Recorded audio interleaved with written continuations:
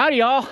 Well, I'm back from Greenland, and I'll tell you what, this beard's been nice while I was deployed, but I am tired of it, and it's my tradition every time I come back from a deployment to go get a haircut and a straight razor shave, so I'll be right back. I have tried to recreate at least part of the issue gear kit for the United States Antarctic program.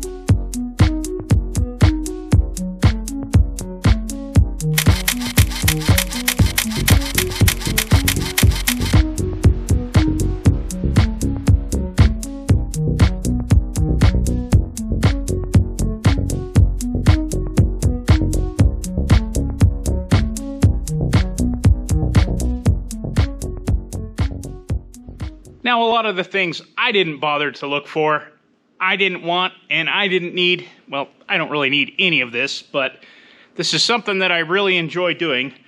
Up first, I've got the Mickey Mouse boot, or bunny boot. Generally, the issue boots are the bunny boots, which are white, and the Mickey Mouse boots are black. They do issue both of them. I got these at the Albany Tractor Show in Minnesota, from a surplus vendor there that had a friend at Fort Bragg, as they all claim to do. This does have the vent on the side to open it up when you're airborne. And yes, we've been told to do that when we're up in the C-130s. But I've learned with these, make sure you change your socks because your feet will sweat quite a bit. So you have to carry extra socks with you. Excellent piece of kit. They are lined. They have a lot of felt in the sole for insulation. You get a little bit of traction off of these, although as they get issued over and over, these tend to wear out quite a bit and they can get a little bit slick. That's the Mickey Mouse boot or bunny boot. Now, I've bought all of this stuff online or online from auctions, including these Smith goggles, and these were also issued when I worked in Greenland too, same sort of goggles. These were used, these came from the Antarctic program. Somebody had duct taped to tape over the nose so that they could cover up any holes where wind could get through. First off, we have our base layers, and these are just Under Armour base layers. That's what I wear, bottoms and tops, and then I literally would wear just a regular shirt over the top and nothing but the base layer underneath my insulated Carhartt bib overalls. Now, these are not insulated. I don't have any insulated ones. Funny story about these Carhartt bib overalls. These are just plain old Carhartt bib overalls that I actually got out of SCUA in Antarctica that were exactly my size. And the SCUA is where you can leave gear that you brought down and you don't want to take home, or you outgrew it, or you don't want it anymore. And you can go in there, what we call SCUA shopping, and just pick up gear and equipment and clothes. If I felt like I needed a little more, or I would carry it with me at times, I like the Icebreaker merino wool stuff. Now, this has been with me on 3 deployments and 1 to Greenland. And it is very lightweight and very, very warm. And I found that the trick is not to overdress, to be comfortably cool. So the Icebreaker stuff, I got this at the Icebreaker store in Christchurch, New Zealand. I think it was in a mall, but I have worn this hundreds of times. As far as base layers, generally they issue fleece base layers, pants, fleece jacket. You get glove liners for gloves and mittens, and fleece hats, fleece balaclava, fleece neck gaiter, and I swear by the neck gaiters. I'll show you that in a minute. I don't have any of that here with me today, and frankly, I don't like the fleece. I found that I typically get way too warm with fleece. This is the United States Antarctic Program gear issue bag. Now, they typically issue you 2 of these. When you fill out your sheet at the clothing distribution center with all your sizes and everything, you go try it on. All of your gear will be sitting on the floor and tagged inside of these bags. Now, these bags were in pretty poor shape. In fact, they were in horrible shape when we got them. They were completely ripped. All the seams were ripped. They were toast. And Miss LAOL, Jolene, has kindly repaired these to just bring them back to somewhat usable use. The newer ones, in fact, the ones I usually got were almost always canvas. These are kind of a nylon. Yes, I did get 2 of them, and both of them have the embroidered United States Antarctic Program logo on them. Another thing that I did buy, actually at Scott Base, which is, I think, 1.5 miles from McMurdo, so we walk over to their store, was this RAB balaclava, and that's something that I would always carry in my pocket if things got windy, if things got really nasty. This is really light, it's packable. I could just put it in one of my jacket pockets. Typically I wore the Carhartt work jacket in McMurdo and in Greenland every day. So this is a piece of my kit that I purchased. We were also issued, I think this is Refrigerwear brand. Now, I bought these new online. There were some sold at the Antarctic Surplus online store because I really like these. And the mitten liners or glove liners that they give you, they fit in there really nice. This is also another thing that I would carry with me. And if you, like in McMurdo, if I went out on the sea ice or went to the ice shelf, I always carried one of my orange bags with extra gear like this. Another personal item that you've probably seen in some of my Greenland videos that I wore is this icebreaker scarf. Now, I've tried to see if they still make these again, and this is a big stope, basically like a neck stope. Now, I have a smaller icebreaker merino wool one that just is kind of a neck gaiter.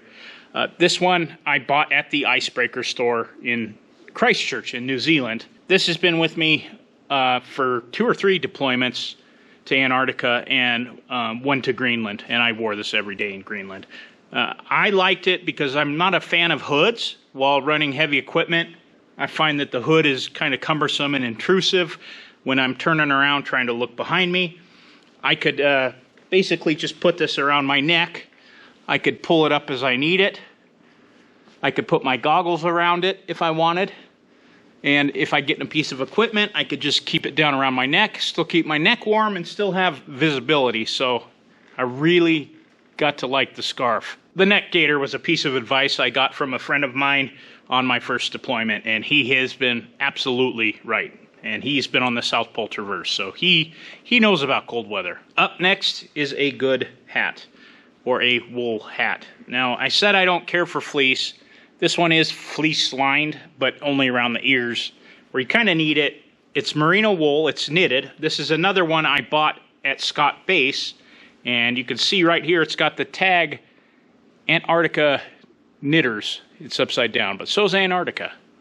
Antarctica Knitters. So this is knitted by folks using merino wool in Antarctica, and they sell these at the Scott Base store. I've had this on a lot of deployments. I usually wear a ball cap almost all the time. If I'm not, I'm wearing this, but the beauty of this is too, and it's shrank because I've kind of washed it since I got back, but it also will fit over a ball cap. And you might be catching a theme here. The reason I like this hat is because I can fold up the ears, I can uncover my ears. If I go inside, I can fold it down to get warm. You got to be variable. Everything changes quickly, and you have to be prepared for it. So anything like this that I can transform into what I need is a valuable piece of equipment. The piece of kit that you've all been waiting for is up next, and that is the Big Red Parka right here. They are lovingly called the Big Red because they are a big red jacket. First off, this one came from the Antarctic Surplus. This is a certificate of authenticity. Now, there's a lot of places that have sold these online in the past. The Canada Goose stuff is super expensive on its own. These are a wonderful jacket in an Antarctic or Arctic environment. It also kind of comes with this paper here that shows participants. Actually, they're going into South Pole Station here.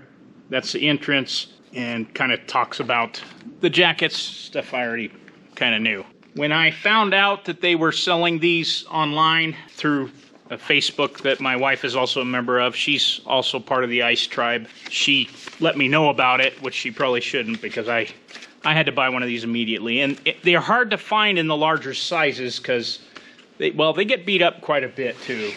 But this very well could have been issued to me in the past. This is my Velcro name tape from one of my deployments. And they would always say, hey, I would ask, they'd say, you could keep this. When we return our gear in Christchurch, kept my name tape. Some might notice that this patch is the older style patch that delineates that this is an older issue jacket. Hence, probably why they were selling it. And this is the newer style patch. You can see the Antarctic logo of Antarctica is a lot more defined and maybe more geographically correct. These are made by Canada Goose. They are goose down filled. The earlier ones like this one have a coyote ruff. Now this ruff on this jacket was completely obliterated and destroyed. And Miss LAOL, we found a new one on Etsy and affixed it to the parka so that I can make it look like the original. Now they use synthetic, I think, on the Canada Goose jackets, but the thing about fur is it will not freeze. You know how I was talking about earlier, stuffing things in my pockets and I'd always have food and water and whatever I need. So these have a ton of pockets and very, very big pockets. Glove liners. That's interesting. There's two on each side in the front, a zipper one inside. There's big ones down below for gloves, mittens, things that I didn't want to freeze, I would keep inside next to my body. You can see it's very, very well made. It has the elastic strap in the waistline so that you can cinch it up. It also has a Velcro strap that goes around your waist and the waistline so that you can keep the heat in your core on the top. There's a shoulder sleeve pocket here for pants or whatever you might need. On the back, there's a reflective square, which can come in handy if you're in Con 1 or Con 2 weather and you're walking behind someone, so you can try and follow them. If you got a flashlight or if there's ambient light, it'll reflect off of these. This one had a sticker on it. We've been trying to remove the remnants of it and haven't had much luck. There's a grab handle for hanging up the jacket. Maybe you could pull somebody with this. You could grab onto the back of them if you're traveling through cold weather or low visibility. And you could also hang the jacket up there. Of course, you have a hood. And this hood is designed to fold inside out when you flip it to your back. And the reason for that is if you're in snow and snow is accumulating, it'll flow off of this thing instead of cup inside of the hood. Also has a hanger on the inside. I'm sure that this one has been hung up on Highway 1 in the hallway hundreds of times. You can see in practice how the hood sits so that snow won't be retained in there. This does have the zipper and then the wind flap that's Velcro on the front. It has the front Velcro pockets, top and bottom. There's the side pen pocket, the grab handle on the back and the reflector. Elastic cuffs, which will kind of fold over if you're wearing elastic cuff gloves. Of course, it's got the heavy duty zipper and then the Velcro wind flap right there. And that, my friends, is the Big Red jacket.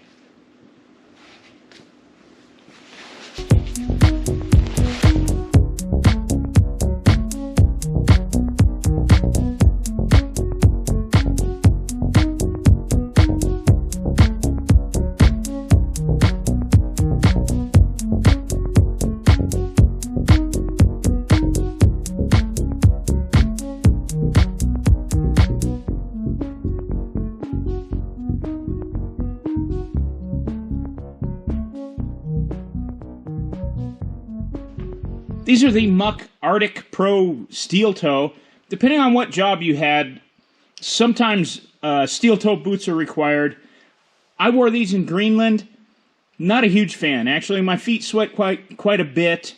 Maybe their size a little too big. My feet kind of moved and swam around in them. The steel toe definitely gets cold at 40 below. Depending on your job and depending where you're working, I typically would just wear the insulated Carhartt overalls, the Carhartt black work jacket, which you probably saw earlier. That's one I have for at home, and I put patches on it from Antarctica. And then we would carry These aren't channel lock 420s, but we would carry channel locks in the plier pocket, especially in Greenland.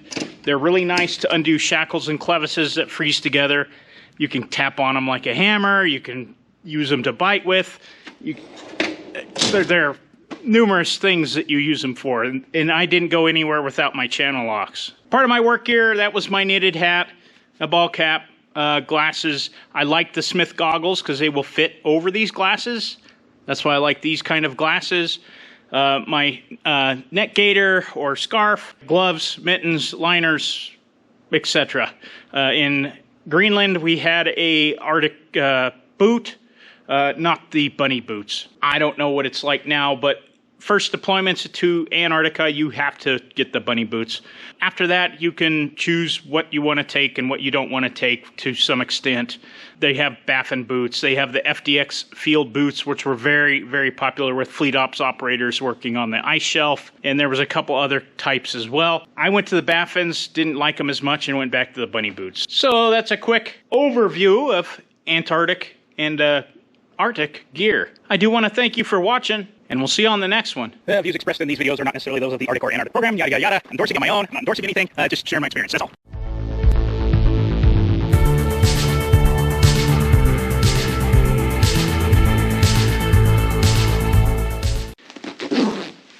I am seriously out of my mind. It's 103 degrees outside. It's not that hot in my shop, but whew.